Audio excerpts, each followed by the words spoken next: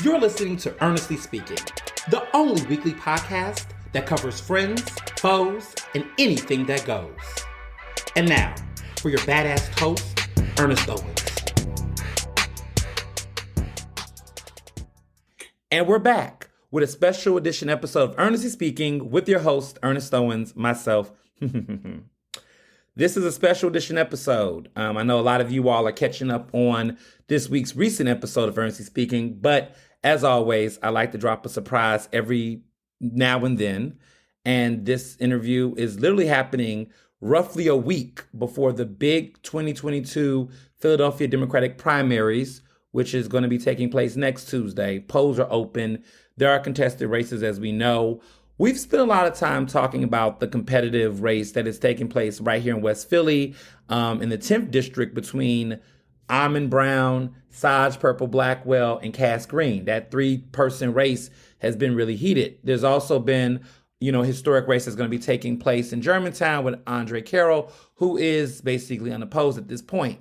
But there is a contested race taking place in North Philly, and I haven't talked a lot about it, but I have in recent weeks given all of the controversy buzz that's happening. But this is a contested race that some people argue the Philadelphia Democratic Committee do not want you to know about. They want you to think that the race is pretty much a done bun. And if you were a betting man, you would think so, given the endorsements and given some of the hype. But however, there is always various sides to a story.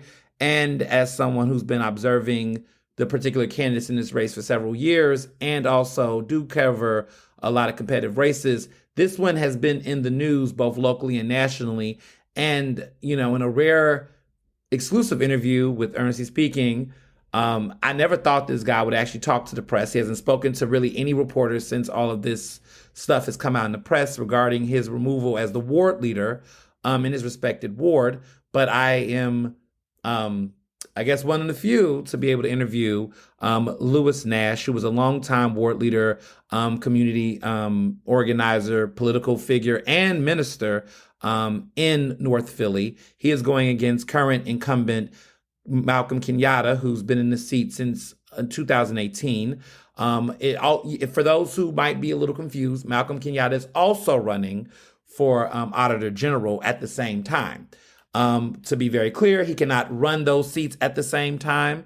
If he wins state rep in the primary, he would have to resign at the end of the year, and which means there will be a special election and it'll have to be it all over again.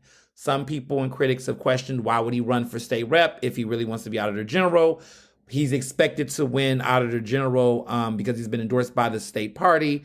Some people think he might actually win both seats at the same time, but he is in a contested race in both counts. But this one in North Philly in the state rep race appears to be the one that's really grinding his gears. Even though he's been an incumbent 3 times, he seems to be really, fixated on this. And, Malcolm is oftentimes have dodged me on the press tip. We have seen each other at events. We often exchange hi. We don't necessarily have the best relationship in the world, but I do try to keep it professional. And nonetheless, his team did not reach out for any comment or involving this, but we do have his opponent here who does want to state the record. There's been a lot of accusations, a lot of things he's been accused of. His name has been kind of dragged out there. And, I thought as a Black gay Philadelphian and somebody who has been in the community, the remarks he made was quite shocking, but he's a candidate running and he's open to have a conversation. I'll be clear. He's on. I haven't shown him any questions I would ask him. He doesn't, he's agreed to, he wanted to get a chance to share his take on what's going on. There's some thoughts he have about the race that he wants voters to know. And we're going to have a fair, honest conversation because that's what we do. So without further ado, good evening, Mr. Nash. Welcome to Ernestly Speaking. You definitely wanted to come on and give your take about what's been going on. I had some questions for you about this race and about what's been happening over the past couple of weeks. History was made, 2 weeks ago. You became the first person in 25 years to be removed as a ward leader from the Democratic City Committee, which for me is shocking because there's been so many things going on in Philly politics over the years with other ward leaders who have done things. And I was shocked that it happened. I mean, once it was brought up, for people to take a vote. I knew that there would be a spectacle around it, but I was shocked that it did happen. So for starters, I just want to ask, how are you feeling? What's going on? How you doing? Well, I'm feeling optimistic. I'm feeling excited about the race. Just can't wait till April 23rd of this 2024 of our Lord to let the people speak rather than the politicians or organizations. Okay. So let's get into it. So, these past weeks you've been accused of being a bigot, being a homophobe, connected to a lot of, the work, the comments that was being made by, statements that were recorded that you made back in August of 2023, which at that time it was the big, huge general election between Democratic candidate Sherelle Parker and Republican David O. You were a leader of the city's 47th Democratic Ward. And I guess there was a meeting that took place in August where you were recorded making some opinions about public policy around LGBTQ children. There was a lot of remarks that people felt like were debunked theories that have been largely popularized by right-wing circles. The Philadelphia Inquirer had reported on this. It was picked up by The Advocate, which is a national LGBTQ publication. And it appeared that you were supporting people, you're asking people to vote for the Republican nominee for mayor, which was David O. Then there was some parts about talking about don't vote for a president that's going to support the mutilization of kids. Where were you coming from with these comments? Well, what caused you to state this at a committee meeting? I mean, at a ward meeting. What made you, talk about that? Okay. One of the things I like about you, and thank you so much, Mr. Ernest Owens, for having me on your show. Right. There's 4 or 5 different points that you asked me. So I will take the first one. Sure. Number one, if you don't mind, I like to make sure that people understand that there was a gentleman, which was a committee person named Daniel LaFleur, 47-5. He declared to me that he was a Jew and he was an atheist and he didn't want to be in this room with us during the committee meeting. Wow. And so why he was making these statements, right? So they were telling me he was baiting me all the time for 2 years. So what happened was during the meeting, we had the meeting, but before we can close the meeting, I started giving them information. I said I wanted to make sure you guys were fully aware of all the parties that are running in the mayoral race. It came down to David O. and Sherelle Parker. Let's go there, number one. Right. I said to them that David O. had the opportunity to come before us, but he didn't. I said, but you can go on YouTube and listen to every mayoral candidate, okay, to see what they think. And you can listen to David O. too. And you should make your own opinion. I can't tell you who to vote for, but I'm going to tell you this. These are my exact words. The Democratic Party, along with me, are endorsing Sherelle Parker. I am supporting Sherelle Parker. This ward is supporting Sherelle Parker. And Daniel LaFleur, well, he was our secretary at the time, temporary secretary. I said, Daniel will put all the videos up so y'all can see them on our website. And they were saying, well, I said, because I don't want you to make a decision based on what I'm saying. Look for yourself, observe for yourself, make a educated guess. And so when you said when you said all candidates, you were including David O. And I guess as a ward leader, for the Democratic Party, do you think people felt like you were? Was there expectation that you should only be pushing Sherelle because Sherelle was the candidate? I mean, you endorsed Sherelle, the ward endorsed Sherelle, the party endorsed Sherelle, but did you feel as though, was there an exception that because you offered an alternative in that conversation, that it was interpreted that you was encouraging people to support O as well or consider O? What's your take on that? I think that it was played up. If you heard the tape, I explained to them, David O. had the opportunity, you hear the word I'm using, the opportunity to come before us, but he didn't. Okay. So I'm saying to you guys that you can see all the mayoral candidates to make your own choice. Because the reason why I did that, because it's people that will be in your audience or take your words out to other people and say, well, he wasn't fair. He didn't get a Republican a chance to come in. He didn't get a Republican a chance to speak. So I wanted them to know that I wanted you to make a fair and well-rounded decision. So I didn't want nobody to go say I didn't mention the Republican, because in in the elections, on the table, you got to have a Republican as well as Democrats at the table when you have the judge and all there. I hear so that. I just wanted to make. I hear you. So, okay, moving on. What are the so some of the things that was brought up that you talked about? You talked about gender reassignment surgery. There was some conversations about two mommies that you mentioned about, kids being there. What's going on there? Like, how did we go from talking about David O to talking about mutualization? And how did it go there? How did it go from that? How did we go from ballot to bigotry, as some people would say? Right. So what happened was Daniel LaFleur said that the Republicans is homophobes. Mm-hmm. First. Okay.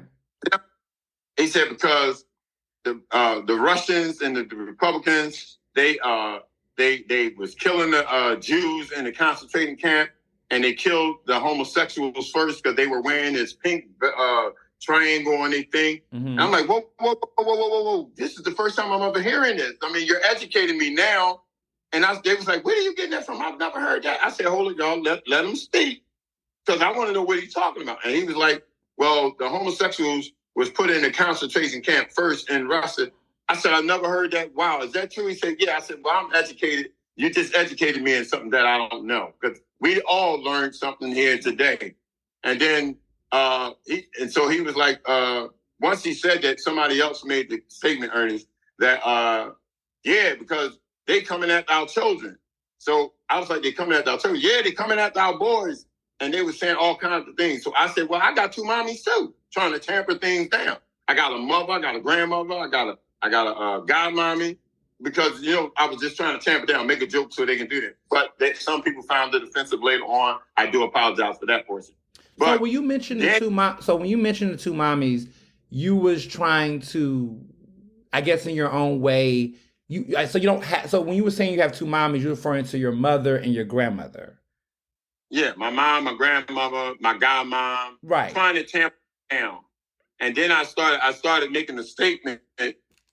So the conversation came up. He asked he was making a statement somebody was saying about what was happening with the children. Right. I said, well, let me explain to y'all. That's where we got to the question. I said, listen, my granddaughter, which was 12 years old, 11 at the time or 12, she went to Frederick Douglass School. And there was a teacher who was, for lack of a word, I can't use the word no more now, but from the LGBTQ community. Were they transgender?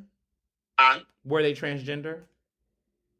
No, I wasn't there. She just said she was from the LGBT community. Got you. Okay. Right. So she said, she told me she was a substitute teacher, and she said, we need to do book reports. And I said, okay. So she asked me, Grandpa, help me write my book report. I said, well, what kind of book report you got to do? She said, I don't know. But my teacher, who was LGBTQ, asked me to write it. And I told her I didn't know what to write about. So she said to me, well, write about coming out to your mother that you are gay. She said, but Papa, I'm not gay. So I said, well, what right did she have to give you that statement instead of asking you about Michelle Obama, some other famous person, a poet or something? And her mother got upset about it, and she went and addressed it. I said that we were talking on it. I said, so that had came up. Then somebody else said something else about me in the election or something. They mentioned it. And I said, yeah, they said to me that I had to sign paperwork. If I could sign paperwork in 2018, mm-hmm. The state representative sat in my house and said to me, if you could sign paperwork in 2018, that you could win this race, even though it's between Alex Daley, Malcolm Kenyatta, Lewis Nash, Kenneth Walker, and Lewis Thomas. That's right. And it was Gilberto Rivera. Yes. They said, no matter how many people in the race, Nash, if you could sign this paper that you would allow Chip to pay for redirective surgery. Never mention transgender or LGBTQ, okay? Mm-hmm. If you could for Chip to pay for redirective surgery for minor children or pay for puberty blockers, you can win this race. If you don't, the Black Caucus is going to go with Malcolm Kenyatta. This is 2018. That's what I said. Okay, hold on. who came to you to ask you to sign a paper? So we're talking about CHIP. Basically it was in support of, if I'm hearing this right, CHIP is a service, a public health service. There was I guess a policy to support giving youth the ability to have basically gender reassignment surgery. I mean, puberty blockers, those are things that are helping people transition, youth transition. Now, who asked you in 2018 to sign this or to join on this? Well, I'm like you. I know who probably said it, and I can't disclose that. You can't disclose this? No, I can't. Okay. Was it elected official? Yes, it was. A state representative. A state representative in 2018 had asked you to sign onto this policy that appeared to be, based on what you described, was pro-transgender, pro-gender reassignment surgery for children. And basically told you that if you signed on this, I'm assuming that you will appear to be an ally and that you could win amongst the Black Caucus. Is that the Pennsylvania Black Caucus? Was this legislative-wise? Okay. And that, I guess that would make you appear to be an ally, and that could get you enough to beat Malcolm Kenyatta, who was the presumable front runner in 2018. Yeah, no. Who was, yeah, okay, we'll say he yeah. Was the front, well, respectfully. I mean, at that time, Alex Deering was the other gay candidate in the race. He didn't do too well.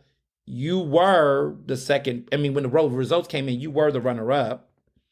Malcolm was getting momentum. So they told you that if you would have signed on to this initiative, this statement, or this policy, this would have been your ticket to win in 2018. Right. So is this state rep currently elected? Currently elected. Okay. Go ahead. Let me explain why I said that. Mm-hmm. I wouldn't care if a child parents decided to give their children redirective surgery because they could have been born hermaphrodite. They could have been born with more X chromosome than Y chromosome. Okay. I care about that. But for you to make it based on that, when we got so many issues for Philadelphia and Pennsylvania, you're going to base it on me signing this one particular bill. Not that I'm a community organizer, not that I'm an activist, not that I'm a businessman, not that I'm a pastor, not that I've changed my community from killers and dealers on Style Street. You wanted to put that one thing before me. And I said to her, him, I have children. Was it her or was it him? You almost got me. I mean, I can't say. Was it? So, you don't know the gender of the? I mean, we're talking on an issue around gender. You don't. You said him, her. I mean, do you not know the gender of the person? Can we please not do that? I'm asking. I mean, listen. You came on Ernestly Speaking. We're going to get to. I mean, because we want to get to the truth. So, okay, right. somebody, him or her, right, asked you this. So, long story short, did you agree to sign in 2018 or no? No, because I said I'm not going to put that on taxpayers, and I think that should be the decision of the parents. So let it be a bill. Okay. That's put in public. Okay, so your statement was, so your disagreement with this was that your position is not that people should not be transgender or youth. You think the parents should have the choice in the decision. Say it again? You believe the parents should have a role in deciding that. They should decide, not children. Exactly. The voters and the parents of those children should have that right. Because one of the things that I found out was that if a child wants this and the parent doesn't do it, they could take them to DHS. And there's been a problem with that. Okay. And so so when that happened, what was the relationship with you and that state rep or the caucus? How did they treat you? Was there a difference in how they dealt with you? What happened after that? In about less than a week or maybe 2 weeks, they came out and endorsed Malcolm Kenyatta. And I mean, I would assume Malcolm Kenyatta, as the first openly gay Black state rep to be elected in Pennsylvania's history, he was on board with this CHIP initiative. Yes. And who was the group that endorsed him? What was it? The Black Caucus, you said? Yes. Okay, so Black Caucus came out and endorsed him a week after you said no to this initiative. They came out and endorsed Malcolm. Malcolm would eventually win the primary in the election. But you see how they spent it, right? That I was against transgender people back then. Did they now when let me recall this. I remember covering this. Are you saying that because you didn't sign this policy, this initiative regarding CHIP and regarding gender reassignment surgery for youth, because you didn't agree to sign that in 2018, there was already murmurs and whispers and speculation that you were transphobic back then, after that? Right. Okay. But I actually had a LGBTQ minister in my church that I ordained that was, worshiping with us and decided to move forward in that light. Okay. Well, that's interesting. That's an interesting way of putting it. I mean, they're out.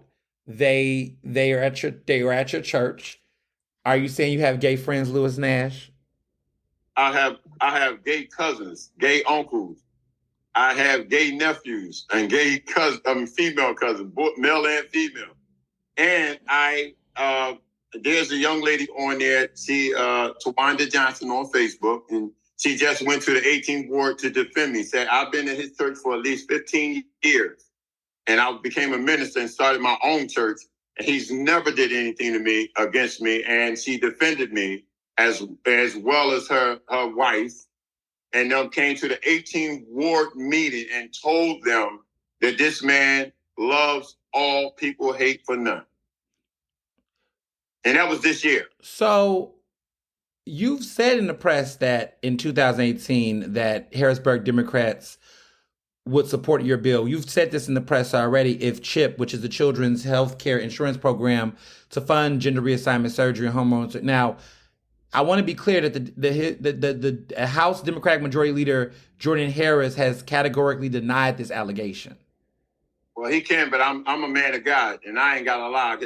God can take my breath right now as I'm speaking to you. One of his people said it, okay. And he knows. He knows it. Jordan Harris knows this. They had to tell him. Why did they come out for Malcolm? This is a very important moment. I mean, you're on your lifeline, sir, politically. I would argue that to a certain extent, it would, they're trying to paint you off as some crazy right-wing supporter. Go ahead. Say it again. They're trying to paint you off like a right-wing supporter. I mean, I am curious. I mean, at this point, it doesn't seem like no one's protecting you. You would think it's like, name names, leave on the playground, because they will say everything is crazy. I mean, the House Democratic Majority Leader Jordan Harris is saying that did not happen. I mean, it is a far-fetched thing. As someone who's covered politics, I won't say that it couldn't have happened, because I've heard worse stories. Not worse stories as far as CHIP, let me be clear, but I've heard stories of backdoor deals and negotiations. Can you give us a little bit more of who this person would have been and why they would have came to you to do this? I mean, I'm just trying to, why? Let me explain something to you. I had no idea that would have ever happened in all my days. This was after they said that I would sell the community to developers. So that didn't work. This happens after they said that I wouldn't get the signatures to get on the ballot. That didn't work. Mm-hmm. Then when I got Harrisburg and picked number 1 on the ballot that year, soon as I got back to my house, this happened right after this. Soon as I got back to my house, the Democratic lawyer came and they had them stick the thing in my mailbox that I have a subpoena to come to court. Arthur Green, who was of the 14th ward, never lived on this side of the west side. He lives on the east side in the PHA building. Him and his girlfriend signed on that they wanted to see my financial report. And I had 5 businesses and I didn't pay taxes. Wow. I didn't have taxes, and I do pay my taxes. My organization, which is a church, and my nonprofit, Mankind Against Poverty, is tax exempt. So when we went to court, I beat them. But they knocked off, what's his name? Kenneth Walker, John Hinton's brother. John Hinton. Yeah. They took both of us to court at the same time. So after I beat them in court, the Democratic lawyer, and beat them in court, was able to remain on the ballot because the judge said, this lawyer that's coming against you, the Democratic lawyer in the courtroom, he's the head lawyer for the Democratic Party at this time, 2018, but he helped me get on the ballot and helped me become judge. do you have a problem with this, or not to recruit myself and give you another judge? I said, no, Your Honor. After we finished the case, she told me I could stay on the ballot, keep my head up high, because they're coming after me. So when I got home, a few days later, I got this conversation. No matter how many people in the race, this race is coming down to you and Malcolm. And if you could sign on to this, this is what could happen. And I said, I'm sorry, let the people decide, put it on the ballot, and let the people decide it. Don't make this issue about me. I got so many other qualities. I'm doing the work. I'm focused on the district. Look at what I've done in this North Philadelphia area. And now they're saying that, oh, he's transphobic. Everybody knows me. Have I ever showed you any distance? I walked up to you. I always shoved you. I tried to shake your hand ever since I knew you. And the book is excellent. Thank you. I love the book. So quick question. What is your relationship with Malcolm Kenyatta has been? Have you ever had a prior relationship or conversation with him prior to you all running against each other in 2018? I mean, he's in North Philly. You're in North Philly. Have y'all ever, had any run-ins? I mean, what has your relationship been with him? Malcolm Kenyatta was dropped off a third floor building and landed on in this race. That's how much I knew Malcolm, or anybody in the community knew Malcolm. Curtis Thomas, you had a real good conversation about that. Nepotism, remember that? He's related to him. I mean, they are related. Right. So we never knew that Malcolm was an adopted child that Curtis's sister adopted. Nobody knew this. I've been in Philadelphia all my life. I'm 56 years old. I've never known Malcolm Kenyatta. Curtis Thomas was touting me around, telling all his staff, even in Temple dining room, what do they used to call it, the Diamond Club? Yes. He sat me with all his people around the table, said, this is my successor. And then they said the word came down that we wanted Malcolm to be your successor. And so he told me he had to back down from me. Wait, hold on. You're telling me that in 2018 or prior to 2018, Curtis Thomas, who was the predecessor of the state rep seat, he held the seat for like nearly 30 years. You're telling me that this man who is related to Malcolm Kenyatta, basically was touting you around, telling people throughout North Philly in the district that you were going to be his successor. And then suddenly the conversation shifted and he went to Malcolm Kenyatta and then supported Malcolm. Yes. And there was question about Malcolm's sexuality and identity then, right? Well, yeah, he's been married before. I mean, there's nothing wrong with that. I mean, he was married. No, nobody, but we didn't know him. No one knew who he was in the district, is what you're saying? Nobody didn't know him. And a lot of people don't know him right now. I went over Richard Island, and they said they never seen him. They heard of him. That's it. He don't come over there. He don't talk to him. Well, to be fair, he's won multiple re-elections. And I take the breath out of my body. The people say, I know his name, but I've never seen him. Okay. He's never streets. I mean, is it, he's been busy traveling throughout Pennsylvania, running for Auditor General. A little bit while back, he's run for U.S. Senate. So, he's been out here running he's been out the district running because he's got to be statewide. I mean, he is a state rep running for other seats. I mean, could that be the reason why? I mean, is that what they're saying? Like I said, most people in the district says they know him by the committee people, the political establishment, and those who are around his entourage. But most of the people in Philadelphia, they're going to vote straight Democrat. And my union and other ones that endorsed him shows you that by me having 840 votes short of winning the first time, without no union endorsements, so to speak, of what I'm saying, without any other backing other than friends, I end up with the second most highest vote. So they obviously tell you who the people really know versus the dollar in the establishment. So what do you think is so what is the drama now? I mean, I know that their audio thing, leaked and everything like that. What has the other part? I mean, you have faced consequences for this. Bob Brady, who is the leader of the Philadelphia Democratic City Committee, said there is no place for hate and bigotry. Other people have spoken out about it. State Senator Sharif Street, who is your state senator in North Philly, has come out in support of Malcolm Kenyatta. It seems like the Philadelphia Democratic City Committee is really taking this seriously. You have been voted out of your ward leader position. You're still a committee person, but you're not, in the ward leader seat anymore. So how do you feel, and how do you make the case to voters, or how do you explain the fact that, as much as you say people, Malcolm is this, Malcolm is that, I mean, do you think the party's scared about how this election is going to turn out? Are you worried that this is a nail in the coffin for you to win this election come next week? Like, what's going on now? I think two things there's 4 or 5 things in play here. This has been a 2-year plan.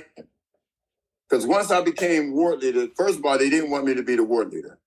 And when I became the ward leader, that means they had to talk to me. I'm in the room.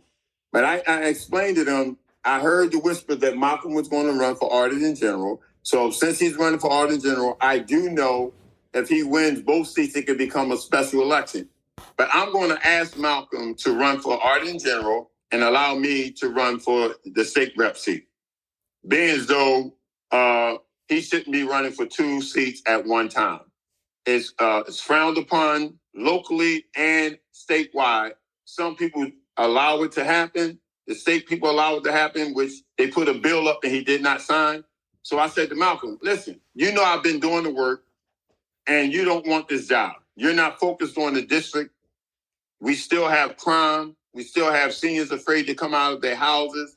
We still have teens that's being idle. And you know what they say, idle mind is a double workshop. The after school programs is not there. The minimum wage hike that you said that you was going to push didn't happen. Certain legislations you said that you were going to push, you didn't push. So therefore, only thing it seems to me that you should allow me to do the job that I wanted to do from the beginning. As that community organizer, broaden my umbrella to bring the resources back to the constituents of North Philadelphia and the state of Pennsylvania. He said, well, I want to run for both seats. And once I run for both seats, I should pick my successor. And I said, what do you mean you get to pick your successor? He said, well, I need somebody to share my views and want to do some of the things that I want to do. I said, oh, so what do you mean, Aisha? Because that's what the word is going around. And Aisha, for clarity, is a staffer for State Senator Sharif Street. Right. Say it again? No, I'm saying that I'm just letting listeners know that, just for clarity, Aisha Richardson is a staffer for State Senator Sharif Street. So, and I said to him, but I'm focused on the district. And I have been doing the work. If you came to me and going back to that phobic, so to speak, that they saying, right? I've never hands on somebody when I prayed and asked them were they straight or crooked, rich or poor, black or white. Okay, I didn't ask them what's their ideology. When they come to receive food from my church and my nonprofit every Wednesday, I don't ask them to see their card, their driver's license.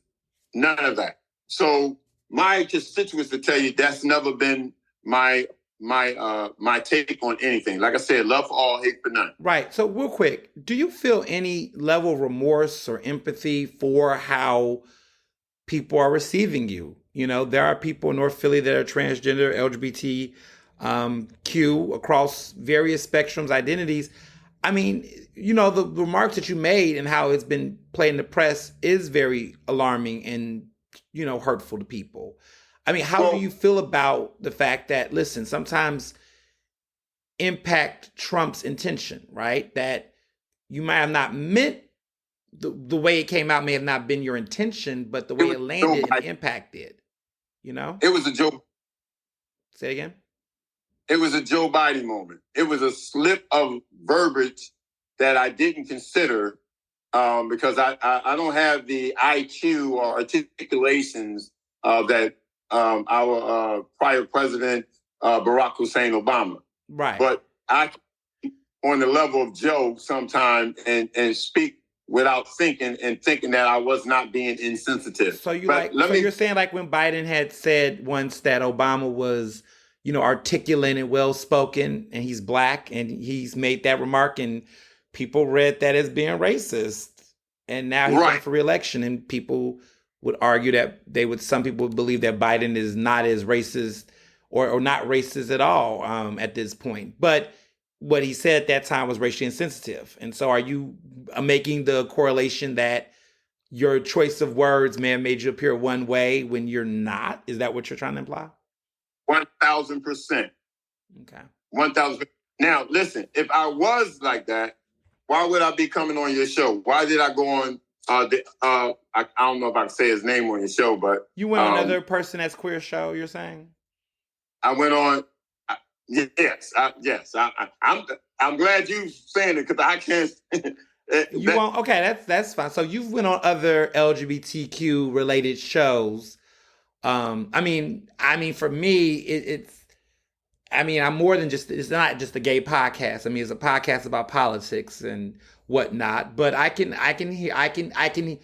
receive that, because we differ on these viewpoints to a certain extent.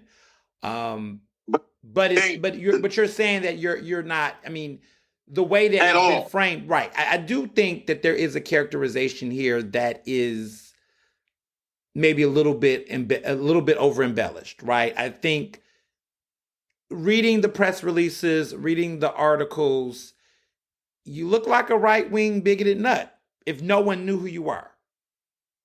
And that's what I'm saying. Go look at the work. My work can prove to you who I am. Go look at my Facebook page. Go look at all the things I do. Look at my record. Look how this community was before I got here. So it gets me to the question: why did the party go so hard on you in this way? I mean, let me just say this: as a journalist who covered Philly politics for around a decade, there are a lot of outwardly, blatantly homophobic city committee people, ward leaders, labor leaders that have been grossly homophobic and transphobic, has said stuff that is arguably far worse than what you was quoted saying. And I've never seen a rebuke this loud. I'm not saying what's good for the geese is good for the gander. I'm not trying to make an equivocation here, but I'm just saying that it's been a lot. And even Malcolm knows this. Like, Malcolm knows. I've heard people within the party say some very unflattering things about him that were homophobic. He knows this. I mean, even in the work that I do, I've had people say things about me that was inappropriate within this political cycle. But none of these people got reprimanded in the way that you did so swiftly, so quickly. And different people I've spoken to have made different arguments. They've played hot potato. Some people have blamed State Senator Sharif Street and said it was a move by him.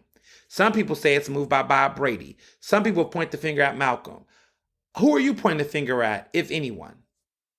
Well, there was a conversation with Malcolm that Nash can beat you. So if you run for two races, you could possibly lose both seats. Because Nash is well known in the community. He was your competition before. He came with an 840 votes. He picked first place. So this time he's much more established. He's much more known in the community. He has a following, and he was he just became a committee person in the block captain. Now he's the ward leader.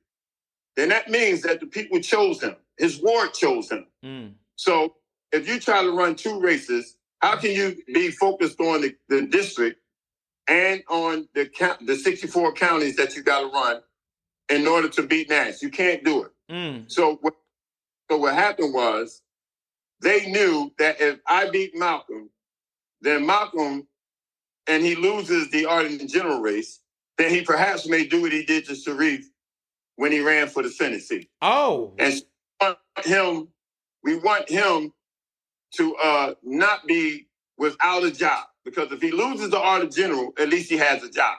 But if you beat him and he loses the auto general, we know that the Congress seat is coming up or the city council seat is coming up. So the congressional seat. So we're talking about Congressman Dwight Evans' seat in 2026 that will be up. People are speculating that Evans, even though he has not said it himself, but there's been mass speculation that Evans will step down eventually or not run for re-election, which will keep that seat open. Now, we do know that Sharif Street has had an interest in Congress. Before Senate, after Senate, there was an interest in Congress with redistricting. That didn't work out to his favor. So now he is currently the leader of the Pennsylvania State Committee, and he's a state senator, but people are saying, what's next? He's got a lot of political capital. Where is he going to place it? And there's been speculation that Congress is knocking. But there is what I consider the Malcolm problem, right? There is what you're bringing up, a situation where what to do with Malcolm, because Malcolm seems to want to get a seat every other year, a new seat, senator, auditor general. If auditor general don't work out, is Congress next? That's the question mark that people want to see. Right. Now, you said that people told him that you could beat him. Who are these people? Where are you getting this from? John Brady told me. John Brady? Yes. From the Democratic City Committee? Yes. What did he tell you exactly? He said that he told Malcolm that he should not be running for 2 seats because I was well known as a possibility that Nash could beat you. What did Malcolm say to that? Malcolm decided that he's still going to run for both seats. But let me say this again, Ernest. Yes. Let me be clear. I'm going back to this children thing. I've never said nothing about the word transgender or LGBTQ children. That's not even on the tape. Okay. This is what Malcolm people spent and put in all of the LGBTQ newspapers nationwide and all to raise money for his state campaign against me. I've never said that. So you're saying that he allegedly, you're accusing him of sensationalizing an incident that had nothing to do with his race, you all's race, to basically use the scandal of it all to fundraise for this race that he is afraid he could potentially lose. You see, when this happened to me, and by the way, I was not out legitimately. The old ward did not vote for it. Ward leaders are saying to me, I did not vote against you. They made that up. And you're supposed to have, and first of all, it's supposed to be my committee people that recalled me according to the rules. My committee people did not recall me. In fact, they still want me to be their ward leader. They even made the statement to several people in that committee. We want Nash. We don't need another ward leader. But they still did this. They did not have a quorum. Who's they? Who's they? Who are you accusing? Bob Brady and his policy committee. They did not have this. And every time I went down there, they called me down there the first time, and they said, we want you to reinstate Daniel LaFleur because 60 days before the election, you cannot oust a committee person. And why did I oust him? I said, Bob, because he illegally recorded our ward according to the Pennsylvania Recording Consent Act. Pennsylvania did not sign on to one-party consent. They signed on to the third-party consent, meaning all 3 parties must be known that they're being recorded. He recorded our ward 2 times without our consent. This tape is illegal.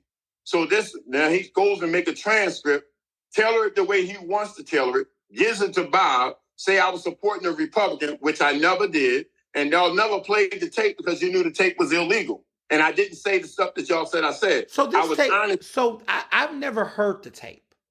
Exactly.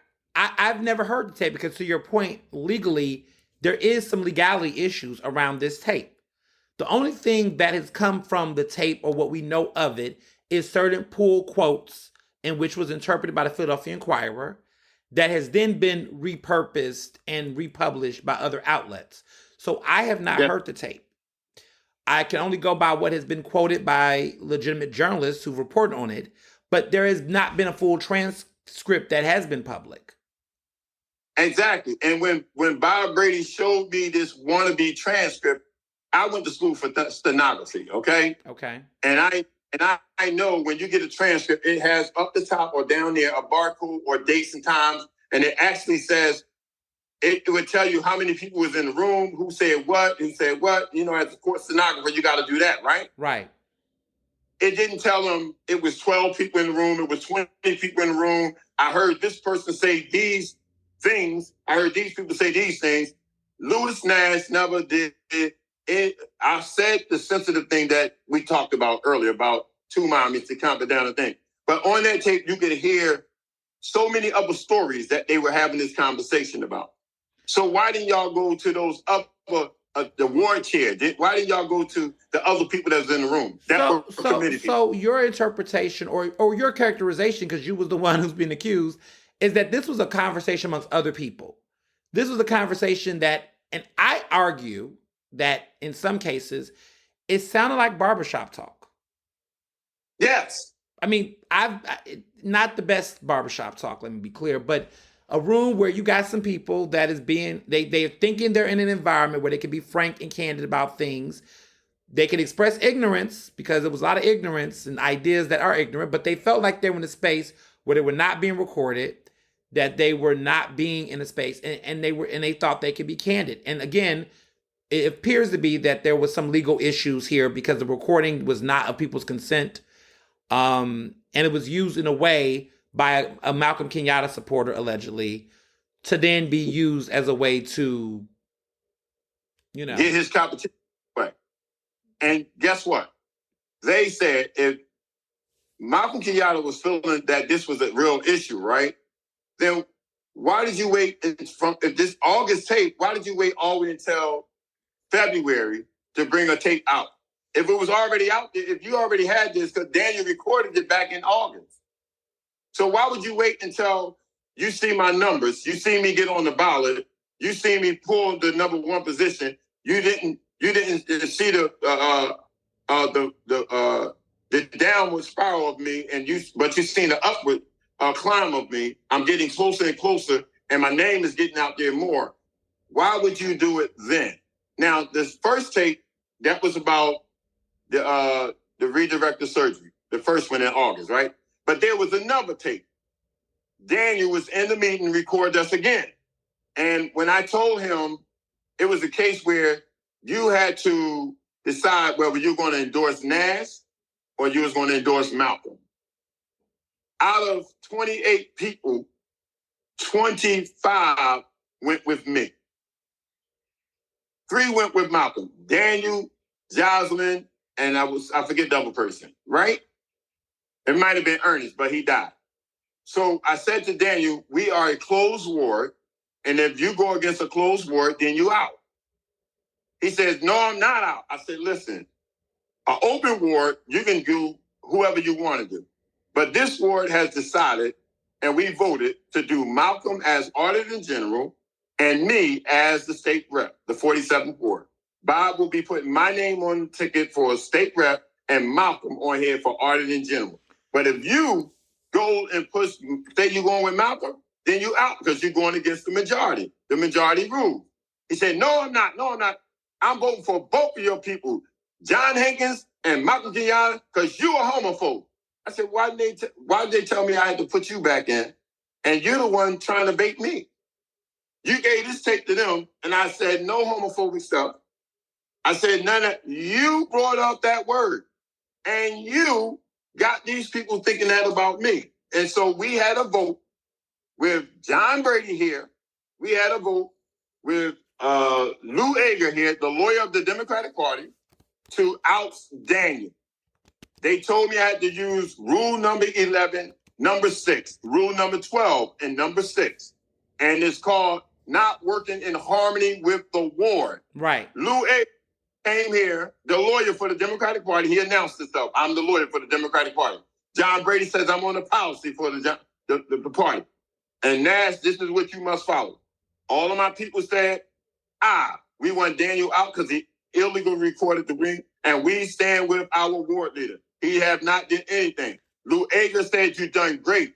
John Brady said you done great.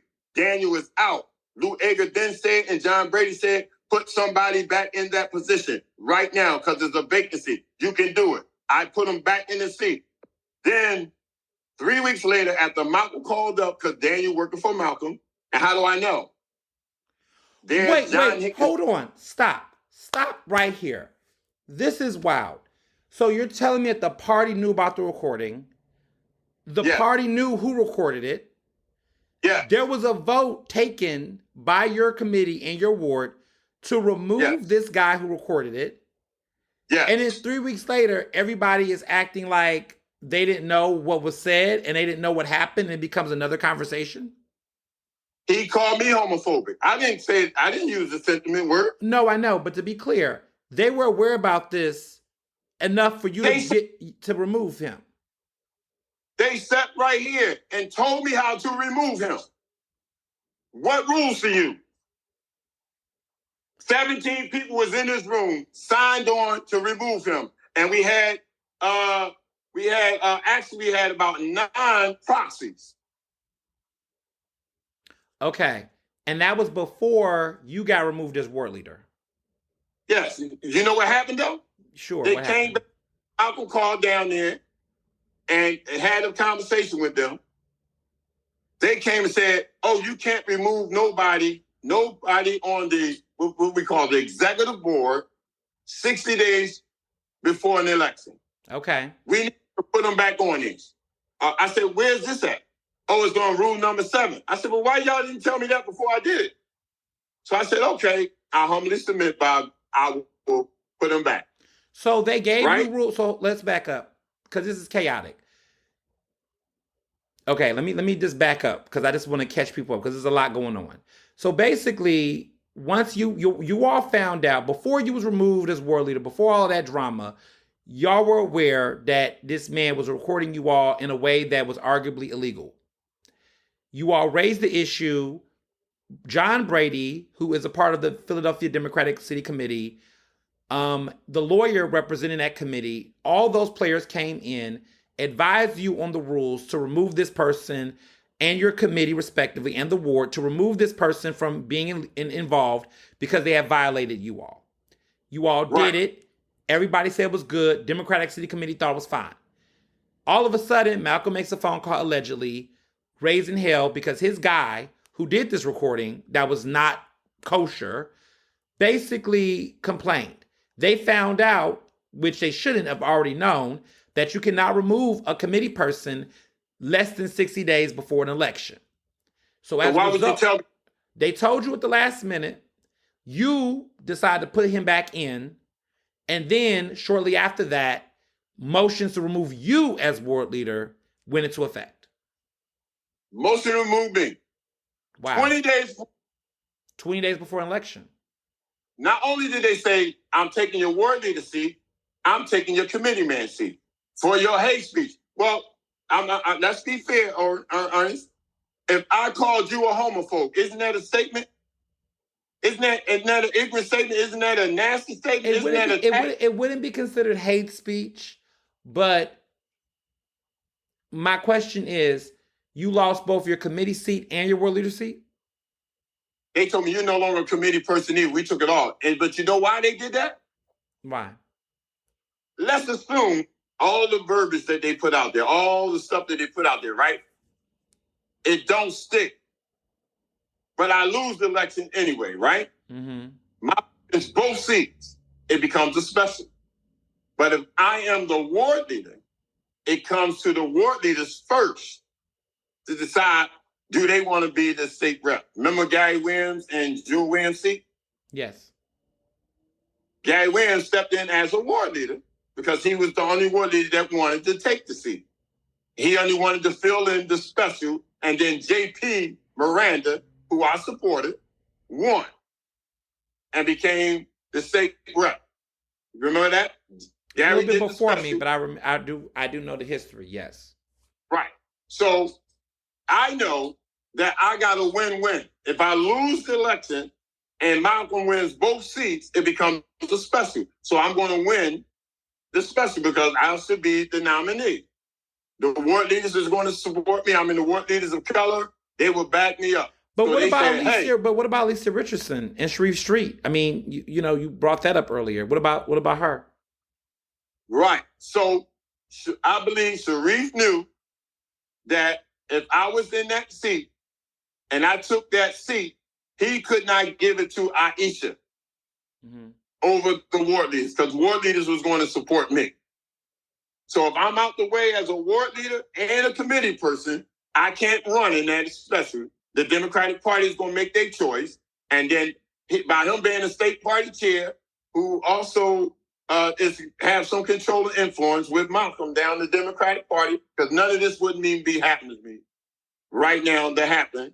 That guess what? If Nash is still a ward leader or a committee person, he has an opportunity to run for the spectrum. So take it all from him, he won't be considered. Wow. So, as we get to the end, this is a do or die for you, pretty much.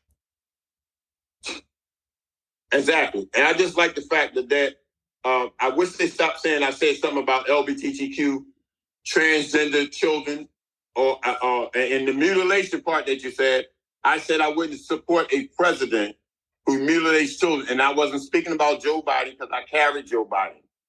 Joe Biden won my district. He won my division. Are you voting for him on Tuesday? My division, huh? Are you voting for him on Tuesday and in the general? I got posters out that says Biden Nash. That's true. And listen, me and I'm gonna say this. When it came down to Sherelle Parker, it was Louis Nash, Keith Harris, 28 ward leader, Louis Nash, 47 ward leader, Darnell Dings, the 32nd ward leader, when we was in the ward of Progressive Ward up in my area with Dwight Evans. We all stood up for Sherelle Parker to win that nomination. Okay. Me and Keith out there day and night, all over my truck. If I was talking to David O, why was Sherelle Parker all over my truck? Why was me and him all on Columbus Boulevard? Like I said, for heaven, they tried to even say I was carrying Donald Trump. I'm like, y'all just throwing anything at the wall. They didn't, and now the working family jumps out and put a text out saying that Nash has been kicked out as the ward leader, kicked out as a committee man, and so y'all should support Malcolm Kenyatta. I'm like, yo, what are y'all doing? But I can say this. Sharif Street has been a longtime friend. I would support him for the Congress seat. I would have supported Malcolm for the Auditor General, just like they told me. I am a Democrat. 100% Democrat. Always been a Democrat. I was never registered as a Republican. Randy and me was on television together. He's a Republican. Randy Robinson? Yes. He was in my book. Used to be on... Yeah, he was on my book. He was in my book. I interviewed him as a Black Republican. I'm just trying to understand. Y'all know what it is. Y'all know that this Black preacher stands a chance of winning because the people love me, all walks of life, crooked, straight, and I'm talking about crooked meaning illegal or straight. Okay, all right. Okay? Mm-hmm. So I've never had a drug dealer locked up in my life. When I first got around here, never did. You know what I did? I got them jobs.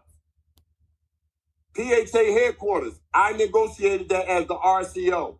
And look at all the jobs that was created down there. Even though my union don't support me. So I create jobs. Temple Stadium that's not going to be there. I just signed the papers a few months ago for that library to be built up there so the stadium wouldn't be there anymore. I signed for this beautiful things that's happening on Broad Street and around my community that's giving people jobs. And they know that I can beat him. So they had to slander me. They had to move me as a committee person. They had to move me as a ward leader. And for heaven's sake, they're trying to destroy my reputation, saying I don't love everybody and I'm a homophobe. And that's not true. And I didn't just come on your show because of that. Right. I think when you you would have did your homework and you would have tore my black behind up if you thought that was really like that. And that individual. And right. I know because the individual told me, if I thought you said this and I thought that you felt this way, we would harm you, meaning that we will come after you. I definitely would have. I mean, I definitely thought there was something weird about how this went. And I always tell people, if something feels too good to be true, chances are it is. And it just something in my consciousness did not make me feel like the way this was characterized was the full truth. There is some wrong, right? You made some very, I would argue politically incorrect statements, insensitive statements, but I don't necessarily. No, and you apologize. And I think, it's not me to accept the apology. I'm not transgender. But I do think it is important to understand what's happened here. And also understand the people behind it. What was driving them to come at you the way they did. Was it an act of activism? Was it a stunt? Was it politics? Was it a combination of all three? Is there anything else you want to let people know before the primaries? I mean, my last question would kind of be, what's your plan? You seem to be, you came in strong, committee, ward, all this stuff. What's your plan, if any plan? It's going to be a tough race. What's your plan to try to win? To get out here, continue to knock on these doors, talk to my neighbors, make a physical contact, not a tech contact, not a media contact, but use those other platforms, but actually make a person-to-person contact, door by door, block by block, community by community, neighborhoods by neighborhoods, reaching out and touching the business community and seeing how we can stop this violence or at least minimize the violence and bring about a safety conversation, a healthy conversation about safety and a good resolution for how to compact this as they select and elect me as a state representative of the 181st Legislative District. Got you. Well, that is everything that I have to ask, and this has been a very explosive special edition episode of Ernestly Speaking. But I appreciate you coming on the show, answering my questions, being vulnerable and open and very honest. I'm still baffling to figure out who is that state rep that reached out to you. Maybe I'll find out off the record. But I definitely think listeners will definitely be having a lot to think about and talk about as we get ready for this upcoming Democratic primary on Tuesday, April 23rd in Pennsylvania. This is a competitive race for those who live in North Philly. There's various sides to the story. I am always open to talking to others on this show connected to this if they want to talk as candidly as Mr. Nash. I doubt it, but it's always open, right? The door is always open. Exactly. But I'm not going to let people just come on and read off a script either. You're going to have to answer questions and everything else. But as always, everyone, thank you for listening, and always be well and be best. Ernestly Speaking is recorded in Philadelphia, Pennsylvania, and can be found on Apple Podcasts, Google Podcasts. To stay up to date with the latest on the show, follow me on Facebook, Twitter, and Instagram at Mr. Ernest Owens. Use the hashtag Ernestly Speaking to tell me what you thought about this episode, and check out my website at ernestowens.com.